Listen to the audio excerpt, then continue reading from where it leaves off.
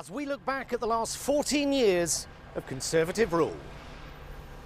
As we look back at this gaggle of obdurate, arrogant, stubborn, unrepentant, heartless, self-serving bunch of arseholes who have spent the last 14 years trying to keep their useless, megalomaniacal political party together while sleepwalking the country into a kitchen blender.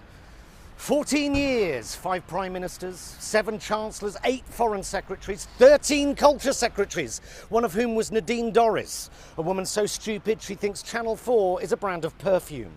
8 home secretaries, including grinning exorcist doll Priti Patel, Sajid Javid, James Hilarious rape jokes cleverly, and far-right pin-up Suella Braverman. Twice! A woman who says multiculturalism has failed, even though her, Patel, Javid cleverly, Sunak, Kwarteng, Zahawi, Badenoch are proof that even if you do have brown skin, you too can become a vicious, festering, regressive, lying, greedy, nasty, eye-wateringly wealthy, but morally bankrupt cunt. No fewer than 16 housing ministers, which explains why the UK is the most difficult place to find a home in the developed world. In 2000, a home cost 4 times the average salary. Now it costs 8 times the average salary, and workers are 11 grand worse off a year after 15 years of almost completely unprecedented wage stagnation. We've gone from 29 billionaires to 177 billionaires, whilst the working classes endured crippling austerity. The highest taxes in 70 years, lowest corporate taxes in 50 years. The rich are richer and the poor are much poorer, and your average high street is boarded up.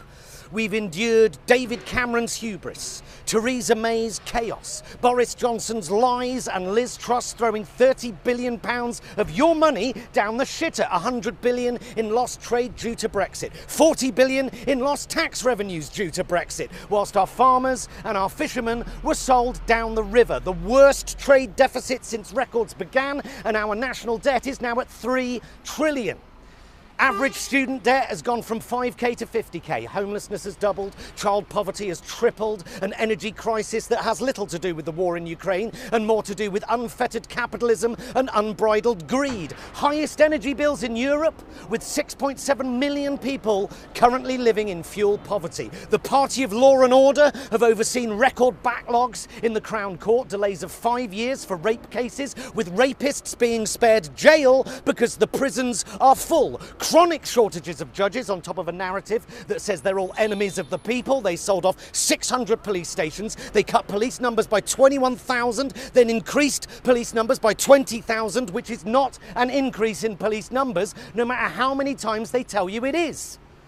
Highest train fares in Europe, lowest state pension in Europe, longest waiting lists in NHS history, a nation with rotting teeth and people being hospitalised with malnutrition and scurvy, billions of taxpayers' money wasted on PPE contracts for their rich mates, and they let the bodies pile high and kill tens of thousands of pensioners during the pandemic, and then they lied about it. They cut our armed forces, they closed and sold off our fire stations, they closed, then sold off our libraries, they didn't build those 40 new hospitals, and they forced councils into bankruptcy. They wasted billions on HS2. They voted to allow bankers to have unlimited bonuses. They allowed BP and Shell to steal our oil and gas reserves without paying taxes, whilst Norway, of course, went the other way and has a sovereign wealth fund of over 1.6 trillion. And record amounts of our tammies and turds are being churned into our rivers and oceans by our privatised water companies. Windrush,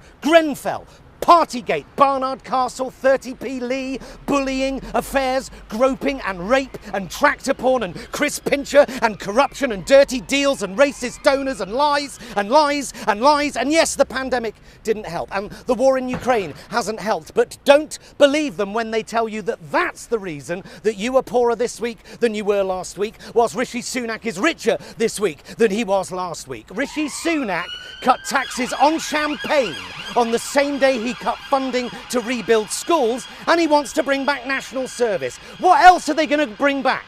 Grandstand? Spam on the national health? Snickers going back to marathon? I look forward to voting these incompetent, hubristic grifters out, and I hope they spend a very long time in the wilderness and have a really good think about what they just did. Well, a trip down memory lane there with some highs and some lows from the last 14 years.